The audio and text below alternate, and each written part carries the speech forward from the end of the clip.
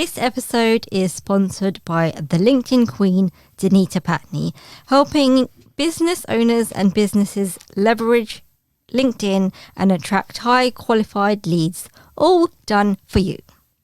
If anything that is discussed here today that you are listening to, if it forms any kind of trigger, please do go and get help.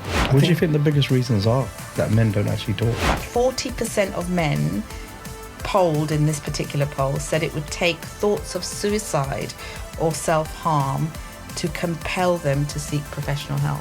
It's going to be hard to change because this is something that's ingrained in men, like through generations.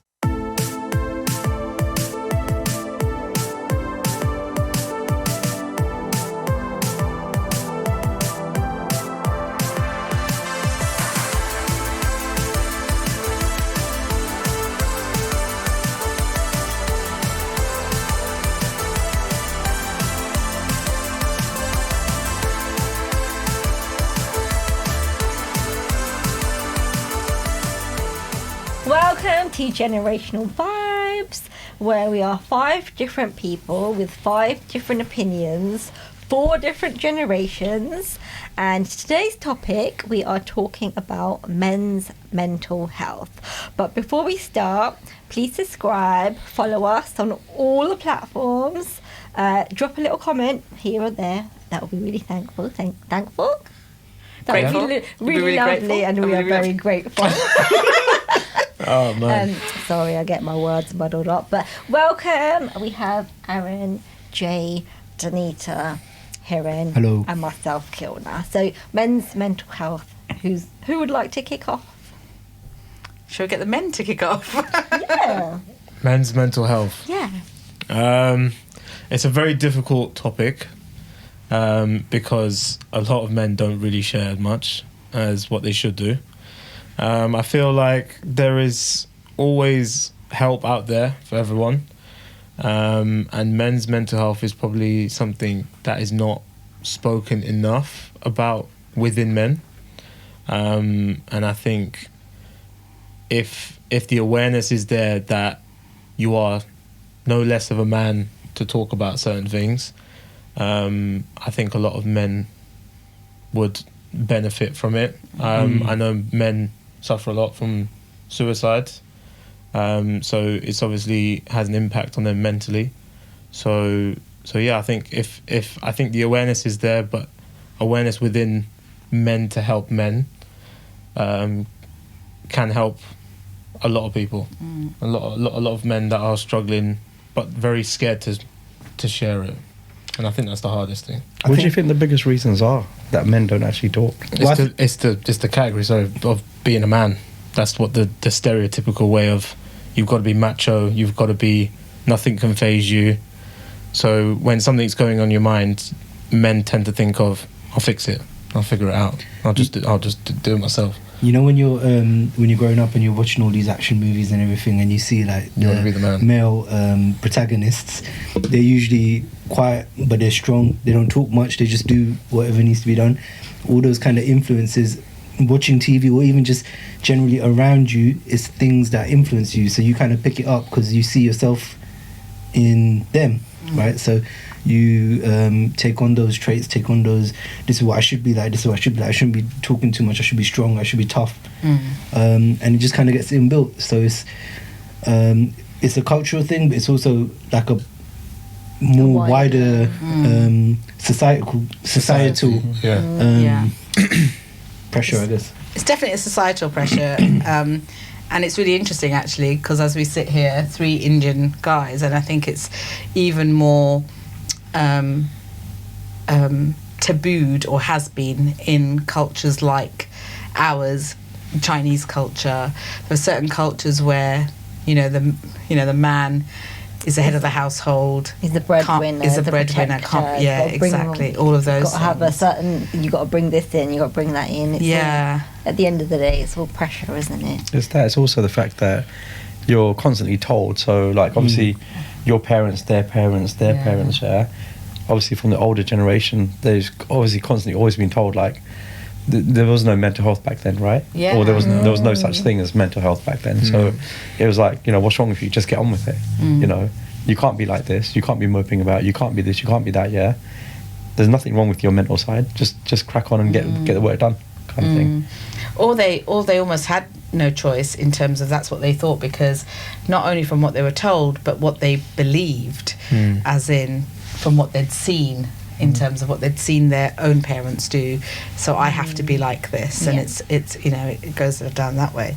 But it's really interesting. You talked about suicide, like it's one of the highest in men, suicidal rate.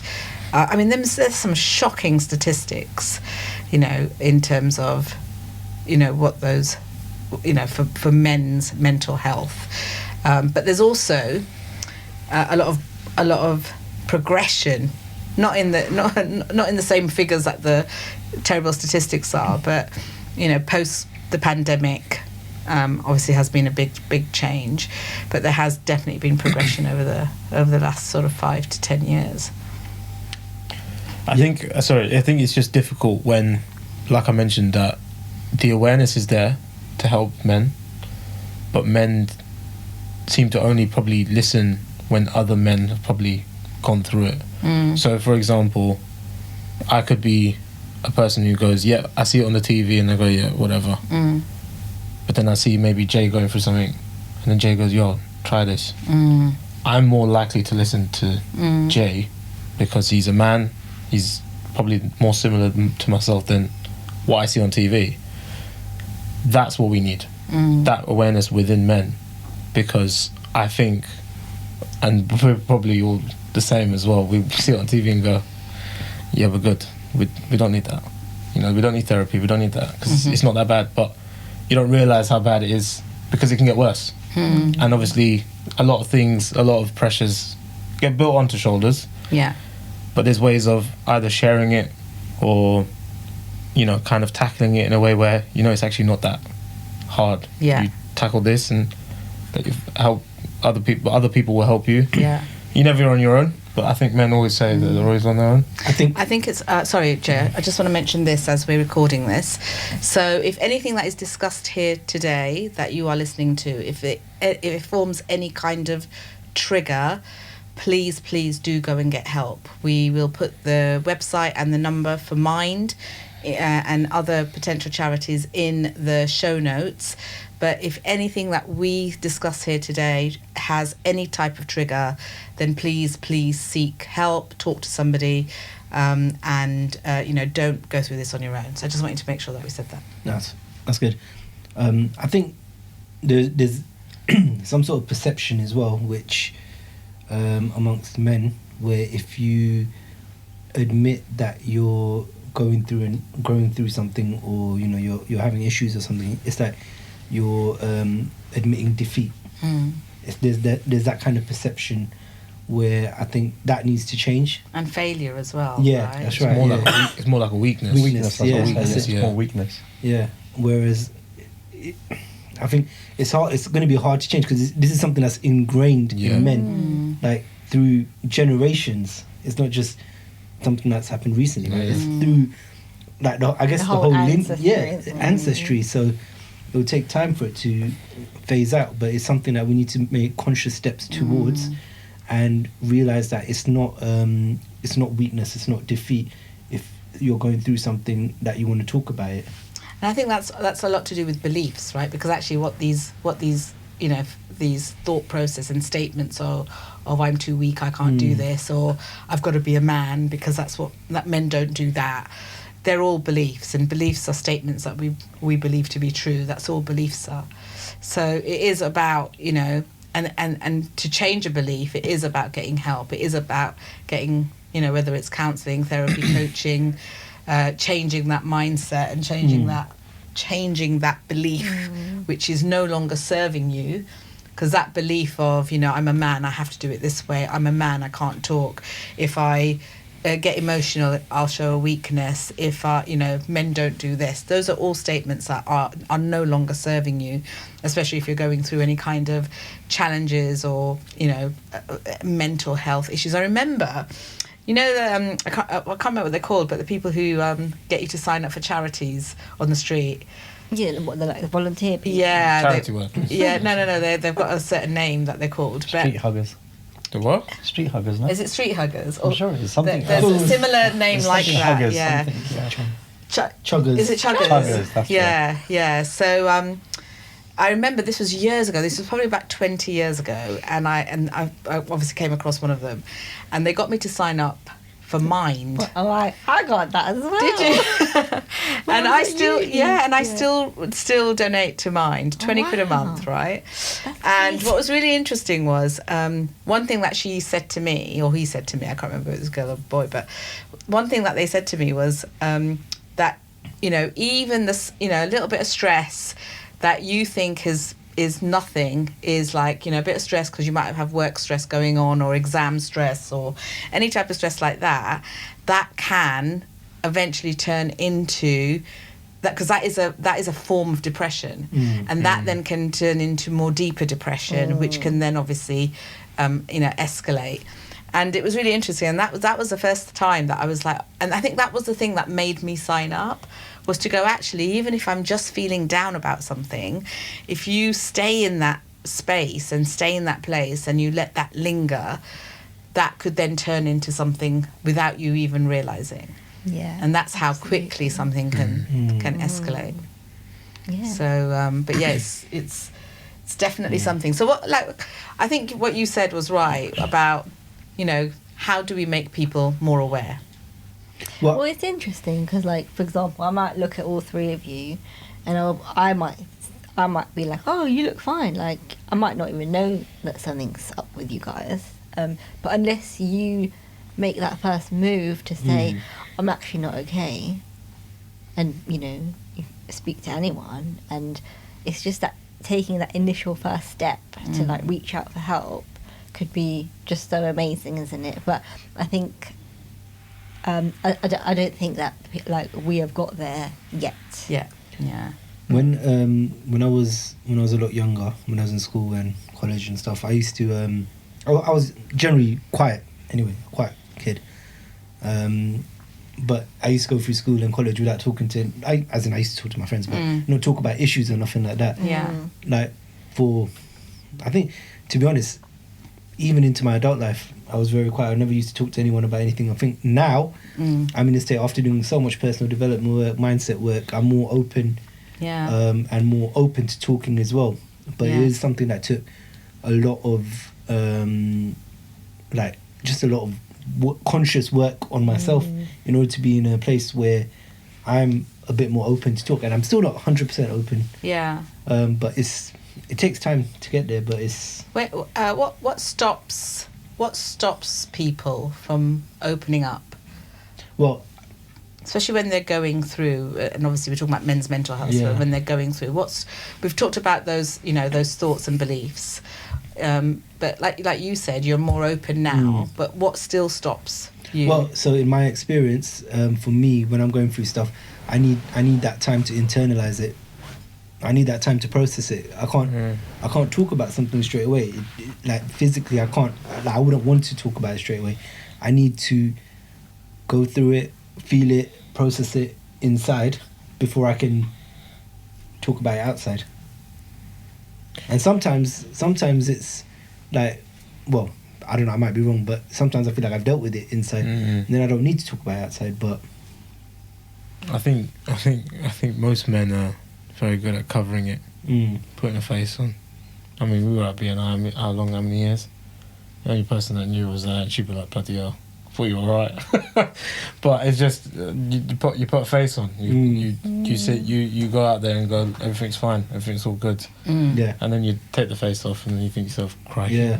Do you think it's like embarrassment? Like you feel like, oh, I can't talk about this. If I talk about this, I'd feel like I'm embarrassed that this has happened to me. I don't know if it's embarrassment. I think it is. I think it's more judgment. Yeah. I feel like if... I think it's probably a mixture of I things. think I it's feel like if I- combination of stuff, right? Like judgment, weakness. embarrassment... People are sort of going to thing, be, people are obviously going to be looking at you thinking, He's not got his sword. Yeah. He's not got his he's not got self-worth. his shit together, basically. Yeah, right? basically, It's yeah. like, Yeah. you know, But I think COVID, obviously the pandemic, and I think it kind of helped get awareness up a lot more to where it is now. If it wasn't for the pandemic, I think that obviously like Dee said, the statistics on suicide rates and that, I think they'd still be, they would have rocketed. They would have rocketed. Yeah, I'm just looking at some of these statistics now and just trying to give you a bit of a, what it's like in terms of... Dee loves the stats. I do love the stats, I do. And I think I love it because there's so much we don't realise in terms of what is happening out there. So I'm just trying to find the statistics. Talk amongst yourselves, guys. Talk amongst yourselves. But you don't realise what the, how bad it is until you read. But you also don't realise, and like you said, because of the pandemic, like think about the adverts that we see on TV now. It's good to talk. Let's get talking. Better health. Yeah. Like, there's so much on TV. Encouraging. There's tube adverts. Yeah. But it's everywhere. But here's the thing, right? There's mental health, which is the generic thing of what people are like trying to focus on. But this is men's mental health is so like it feels like another part. Like if it feels like, okay, we've now sorted out mental health, and it's like, okay, but men's mental health is something that has never been touched before, and we've now got to we have to have like certain courses and certain things that are specific for men's mental health, and I feel like they are there, but they're not where we want it to be. And I think when people see generic, I see men as opposed, when they see generic mental health ads, they probably sit there and go, that's not me.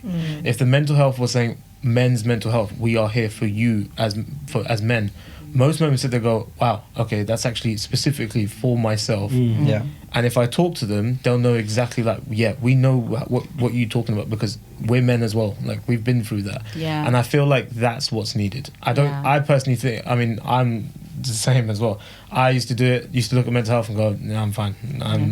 I'm good. Because the first thing I think of is, you have no idea what I'm going through. Because I feel like it's specific as a man. Yeah. When you see a men's mental health ad, you sit there and go, okay, I've got a feeling they know what I'm talking about. Yeah. It's the same maybe as women's mental health. You might sit there and go, you guys don't know what I'm talking about. No, you're a woman. Yeah. You'll probably know that speaking to a woman, you'll know exactly. Yeah, it's about resonating more, isn't it? And I think that's what we need. I personally think we need men's mental health as as part of itself. We talk about men with in terms of physical health. The number one killer is prostate cancer. There's so many adverts saying, go check your prostate. It's not even that hard. Yeah. The amount of men that just go, can't be asked. Now they're getting male celebrities to do it, like football players, and they go, football players doing it, our miles will do it. Yeah. So they're actually trying to raise awareness for men to go check their prostate. Yeah. That should be I know it's a massive job, but that's what it should be doing for men's mental health. I personally and I think we're starting to see signs of that a little bit more. Like, last year there was, I don't know whether it was the first one, but it's the first one that I'd heard of men's mental health day or whatever it's called. Well, we have a month. We have a month. Yeah, we have a month as well. Oh, is it November? November, yeah. So, but I mean, it's really interesting. Earlier we were talking about why men don't talk about their mental health, and these were some of the reasons based on according to a research done by Priory Group. I've learnt to deal with it. 40%. I don't wish to be a burden to anyone. 36%. I'm too embarrassed, which is what you guys said. 29%. There's negative stigma around this type of thing. 20%. I don't want to admit I need support. 17%.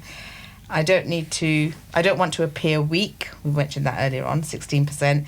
And I have no one to talk to. 14%, which is kind of what you're alluding to as well. Not knowing who to speak to. But the biggest cause of mental health issues fit into three things: work pressure, financial issues, and their health. Yeah, that's pretty much right. It's interesting. Like, locally, I am seeing a little bit more now. So, men's walking groups. Oh, so yeah. they do walk and talk. And then also, I've seen a few celebrities now as well. I think the last one I saw was Matt Willis. and he'd gone through a lot of addiction and stuff, but he's now like on the other side of it, and I don't know if he's got a podcast or something, but you can, listen into that as well. So I am seeing Yeah. a lot more of it now. And there are quite a few male coaches who specifically focus with men's mental health. Yeah. And you mentioned podcasts, because there's quite a few podcasts that are just about men's mental health. Good. But again, around the suicide bit, it talked about that 40% of men polled in this particular poll said it would take thoughts of suicide or self-harm to compel them to seek professional help. Wow, that's like literally Hard. at the That's like last, right at the end of it, right pretty at the much, end right? of the So- line. So, there. it's... That's like the signal, the alarm. But that's if you're aware and you actually, If you're aware of it, yeah. because there are obviously people who think that is literally the last thing that they could do, and that's it. At the end See, of their but life. sometimes you're like, sometimes you're aware of it, but you think that okay, it's not that bad because Yeah. you in the back of my mind. Sometimes I think to myself, do you know what? Actually, I've got issues. I've got this. I've got that going on. It's a lot of pressure. But then when you see some of these adverts come on TV, they're great. But sometimes you feel actually, do you know what? That person on TV's got it a lot worse than what I have. Yeah. So Yeah. I don't want to Yeah. burden You them think, because what I've actually, got do you know is what? not that You need the bad. help This more person, than I, yeah, more yeah. than I do. Yeah. So there must be yeah. other people in that situation that need the help, Yeah. rather than me, Mm. right? And I think sometimes that could be the problem as well, where you don't want to burden obviously all those lines and all those Yeah. people on the other end, right? So then you just kind of put yourself on the back burner, but then you get to obviously that 40% stage, and then you're like, shit, then you're like way too far gone this way. Yeah. But it's never too late, right? It's never too late. No, it's never... It's exactly. never And I too think, late like... to ask for help. Yeah, and I think some of the things, that are now that you see, there is a lot of good stuff happening as well. So, for example, in 2009, 1 in 10 would admit feeling low, and now in 2023, which is last year 2023, which was 10 years on, it was 1 in 5. Okay. So, or we more are than getting 10 better. years on. Yeah. So, Definitely. men are also now equally willing to talk to a GP as equally as women. So they're now more willing to talk. The number of men who say nothing would stop them from asking or finding support has actually decreased by a fifth. And there are now men's health forums, etc. as well. So there's some progression. It's still a long way to go, but... Remember that movie Fight Club? Where Fight it was everything out. they fight everything out, but then they talk about it and they resolve all the issues. I'm just saying that might be quite good. Yeah. It's like something like that. Maybe not even Fight Club, but So, Yeah. Fight Club it'd be- without the fighting. without the fighting. That's just a club, innit? yeah, Social club. social club. Yeah. So one of the again statistics, and I think it's worth having a discussion about this as well, and love to hear your thoughts. Is 70% of the suicides are actually in men under 50. So, again, why do you think that is? Because that's such a young age, isn't it? I think it's a young age, but I think there's so many they might be going through so many different pressures that accumulate over time. And because they're going through so much, you feel I'm. This is just guessing right now, but I'm guessing you feel trapped. Yeah, you probably just think that my only way out is that's it, the end of my life. Yeah, and The only way out. and I guess maybe that overwhelm just stops you from seeking help because there's so many Coming other at things you. going on at the same time. It could be a combination of actual things and also at the same time, like you said, it's obviously all under 50s, right? Yeah, that's that. So Yeah. there's So a lot of stuff. 70% There's a lot of male stuff that suicides. you feel that you have to aspire to, especially on social media, right? There's on the female side of it, there's loads of things like you have to look like this, you have to look like that, yeah. But if you actually take the female side out and look at the men's side of Yeah. it, there's actually a lot of that on there. It's just not out there. Yeah. Yeah. And I think a lot of the younger generation now, they actually, obviously they're on social media all the time, right? So Yeah. they're like seeing all of this stuff, they could be seeing they could just be seeing a random ad or a random sponsored post here where you've got some, 20-year-old like with like X amount of money in the bank and he's driving a Lamborghini, and then like Yeah. you know, this other 20-year-old's thinking that's what I need to be like. You know, Yeah. I this think is the what I need to do. expectations Is are a lot higher, Yeah. putting so much more pressure Yeah, trying to reach. because you're exposed to so much fake stuff on Instagram. Yeah, Yeah. yeah. And I think that's why education, social media education, is so important, because you know there are so many good things, and we all know that. We've got a podcast, we've got it all over our socials. There's so much good about social media, but I think there needs to be some huge education for young, like you said, young boys, young kids, you know, growing up, you know, obviously for women as well, but you know, based on the topic that we're talking about, just to educate even boys about, you know, what they're seeing out there, the comparison syndrome or imposter syndrome, you know, not comparing themselves, all of that kind of stuff. It could be anything. That It could be education. from actual physical stuff like cars, money, Yeah. whatever. It could be the way that you have to look. So, you know, you could have like 101 different sponsored models on Facebook, modeling the product or whatever, and they're like, effectively they're saying that if you don't look like this, you're never going to get X, Y, and Z. Yeah. And then you're just thinking, oh crap, okay, well then I need to diet for like 10 years of my life to get to this level, right? Yeah. Yeah. And then before you know it, you're just like, you're not going out anywhere, you're not going out with your friends, you're not enjoying life. Yeah. You're obviously like... It's that immediate dopamine hit that Yeah. you're chasing, right? And you're seeing everyone else. You're seeing, oh, that person's got this, blah, blah, blah, like this many likes, this many people following. I need to get that, blah, blah, blah. And then it becomes, that's what you're chasing afterwards. You're not. It's not. It's like vanity. Yeah, You're chasing vanity the vanity metrics, metrics. yeah. Yeah. And that's that. And doing that is dangerous because you're putting your happiness, you're putting your like self-belief in other people's hands, trying to You basically lost yourself as a person trying to emulate something that's not real. Yeah. Right?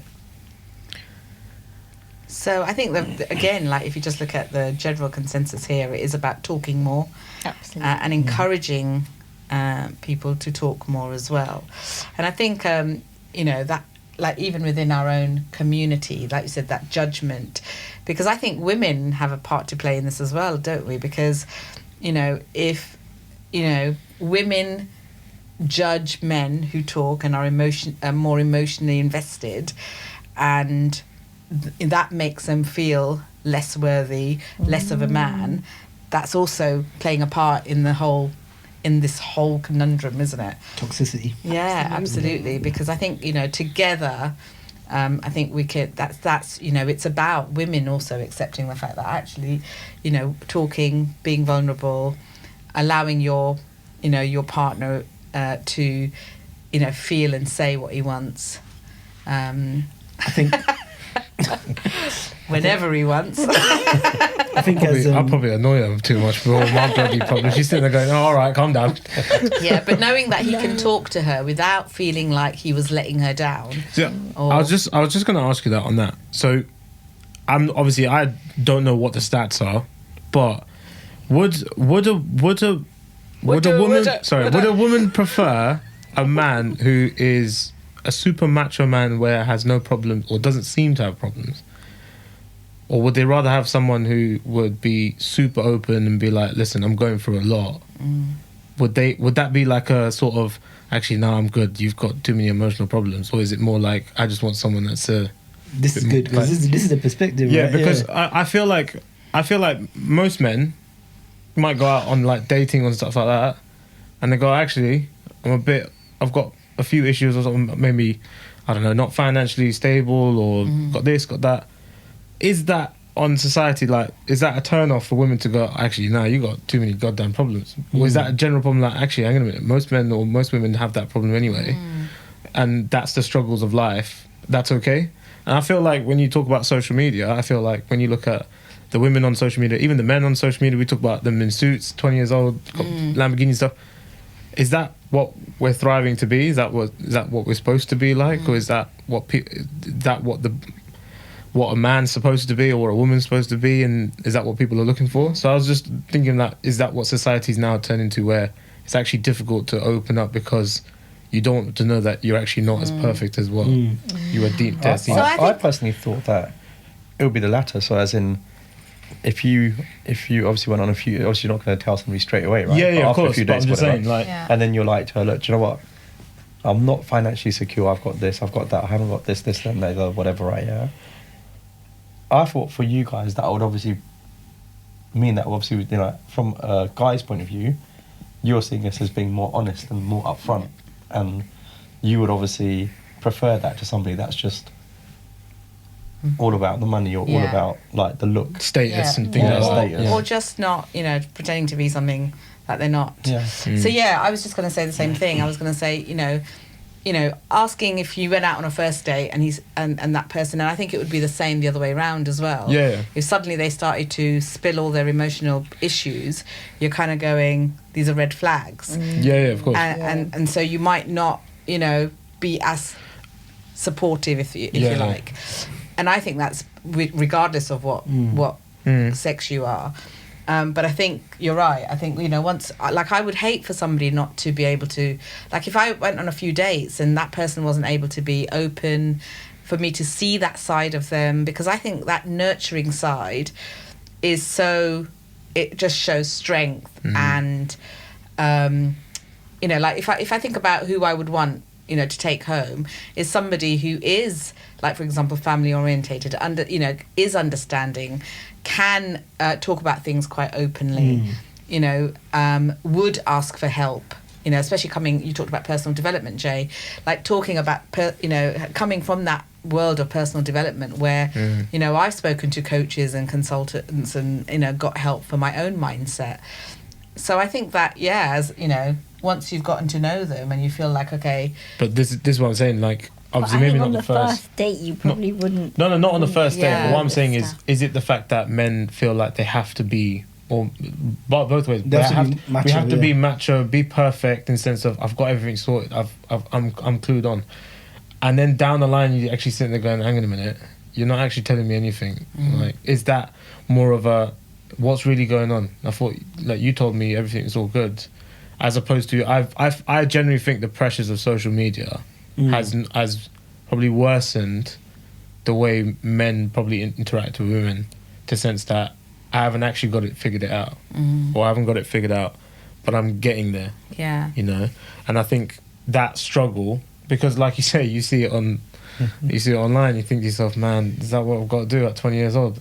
Some people can't even read at 20 years old, like, let alone with a suit and everything, Lamborghinis and sitting in the middle of Dubai. That setup is not what reality is, and I don't know whether that's kind of plagued society as much of what people actually expect. But I That's what think it is, which is what we're saying, aren't we? Like, even if you look at, you know, what Jay was saying about expectations. Yeah. I think it is, isn't it? It's like expectations, but then it's also expectations that you're putting on yourself. And I think that's why, you know, it's got a lot to do with, first of all, you know, talking, again, education, you know, awareness that this is okay, this, you know, whether it be, you know, vulnerability, like, what is the definition of vulnerability? Years and years ago, it used to be, if you're vulnerable, you're weak. That's not true. There's strength in vulnerability. But it's about educating individuals that there is help around. So I think... I think what's important, and this is for all our male and female listeners out there, just let your friends know that you're open to talk. You're available to talk if they ever need to talk. Because sometimes it feels like Heren said earlier, you've got no one to talk to. So just letting your friends know that you are available to talk. Yeah. And Do you think it's easier to talk to a friend or a stranger? Because I feel like talking to a friend, you might feel like you're judged, or you know, Can't say You can't everything. say I everything. think it'll probably depend on what subject What you're talking about. Yeah, What yeah. you're talking but about. like for me, for example, sometimes I find it easier to talk to a stranger because you can just let everything out, Yeah. and then you know, not have that judgment that Yeah. maybe Yeah. a friend might have. But you know, it's Yeah.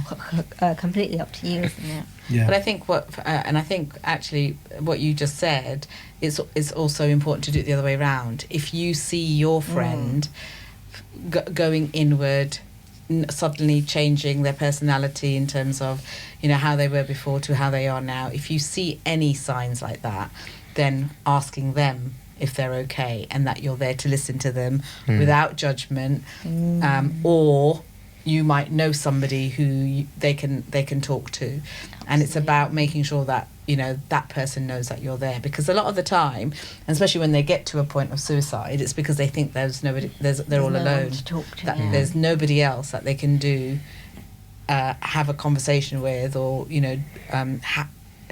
and there's nothing else that they can do that causes them to go, right, this isn't for me. So I think you're right both ways though. Absolutely. Like ask, and it's about just noticing signs, isn't it? Yeah. Somebody Just being is normally vigilant. really jovial and whatever, then and suddenly they go down the other way, or the opposite, suddenly they become over jovial, because those are also signs that they're Trying to. Yeah. Yeah, but I think that's important. But also, I think it is very easy. Like Aaron said earlier, it's very easy to put on a mask and just act like everything's okay. yeah. Like I've been guilty of that before, so Yeah. Yeah. I think everyone has. Yeah. Can vouch for that one. Yeah. Yeah. Been all guilty of it. Actually, something that just came to me actually was obviously with this whole open talking and mental health and that. Yeah, I don't know what it was like when. Obviously, I know what it was like when I was at school, and probably similar to Dee, but when Aaron, when you were at school, in the same age bracket. That's the Have only it. first time I've heard First time, this. maybe the last time. only time. Yeah. First and only time. Yeah. This is what So when happens you was when at you school, talk. Aaron, do they have like special No. rooms or anything like that? Like Special rooms? areas? Yeah. Or like, Just purely for mental health. No. Okay, so I went to see all these schools obviously with Anaya. Every single school, we went to loads of schools.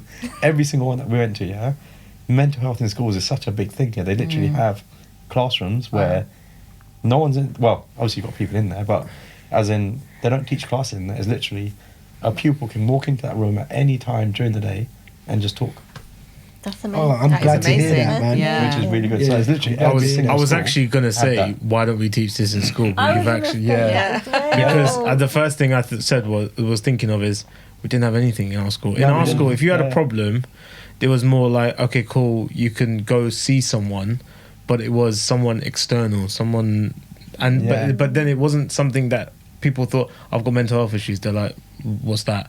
I think I was kind of like on the board, like, because when I left school, probably about 5 years later, that's when it started to become a thing Yeah. of, okay, everyone's now starting to have certain issues and it's becoming more found younger ages.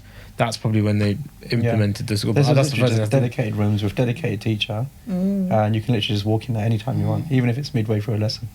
You can just go, That which is never had really, any of yeah, that. it never happened when we were there, but No, I don't even think like we could even talk about problems other than, if we No. hadn't done our homework or whatever, it was detention. It was, You kind of had to just You know. figure it out yourself. yeah. Yeah. And also, you wouldn't necessarily go to your parents, would you, as well? Like, I think the only time that you might, have that type of scenario is if there was some kind of abuse going on or something like that. But it was never just about how the pupil was feeling or the individual was feeling. And they wouldn't talk, like in my day, we wouldn't talk to our parents about that anyway.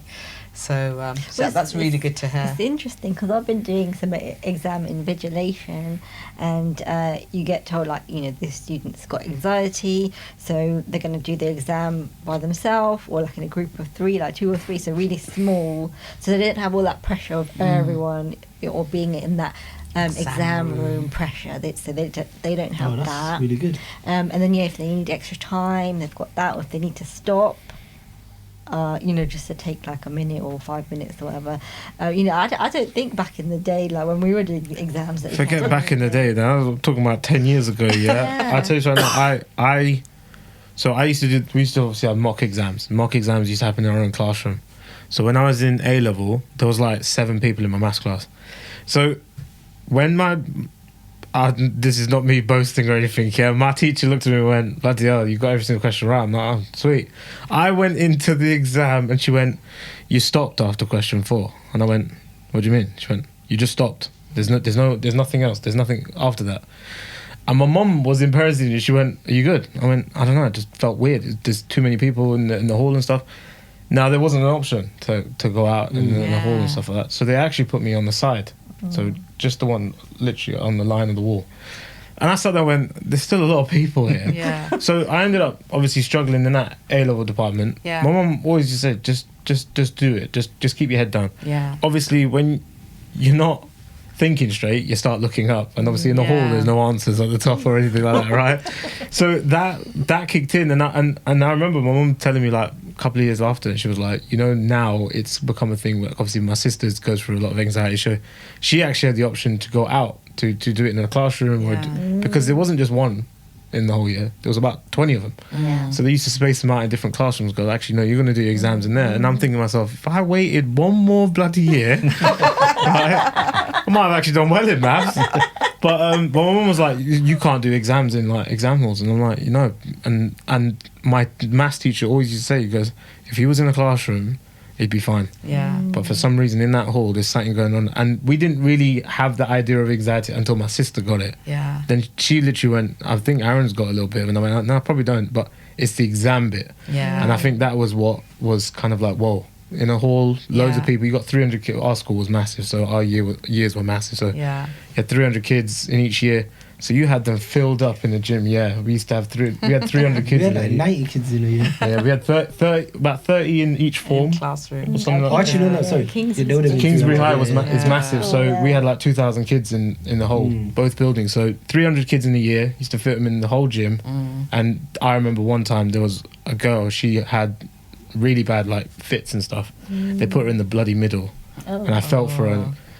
And obviously you're stressing out because you're trying to do your exam, and all of a sudden you just hear this massive thud. And obviously you're trying not to look around because the teachers are like, stop looking at other people's papers. She goes down in the middle, and I'm thinking to myself, that's not supposed to be happening. That Yeah. you shouldn't have put that child. Now imagine if we had those kind of things, what we have now. Yeah. Back then, not even obviously you guys went to school ages ago, but even just 10 years ago, Yeah. if we had that then, that would have been eliminated, and people would have been more comfortable in certain scenarios doing their exams and stuff. Yeah. And it could have changed what they've been Yeah. doing in the future. So That just shows the level of, again, that fact that, you know, the awareness of mental health, it wasn't even that far back No. that people started to talk about Yeah. it. Yeah, it's just And like recent. you've got more. I mean, the truth is, we could probably go on this podcast This for a is lot true. Yeah. longer, but we are going to end it here. And I think again, just to make a note that if anything has triggered you in this episode, then please do seek help. We'll make sure that the details for Mind are on the show notes so that you can get in touch with anyone from Mind, or if you need to talk to anyone, please seek help. But yeah, there's loads of stuff, and I think, you know, the good news is that men's mental health has already started to make some traction, and you know, statistics from 10 years ago to now, it's showing improvement, but there is a lot. There's a lot more that can be done, can be spoken about, that we can help educate, make people aware, and just like Jay said, you know, either if you're feeling down, ask for help, or if you see a friend and, you know, even if it's just the slightest change in something that they've said, done, or been like, then please make sure they're okay. Then Jay, I've got to ask, are you okay? Because on the car way here, you were making some weird noises. That was the camera. yeah, well, I couldn't concentrate bloody driving. Yeah, so. So on that note, please make sure you subscribe to us on all of the main podcast channels, Apple, Spotify and Stitcher. We are also on YouTube, generational.vibes. Make sure you give us a little subscribe there, and we'll see you at the next episode. Bye. See ya. See ya. Bye.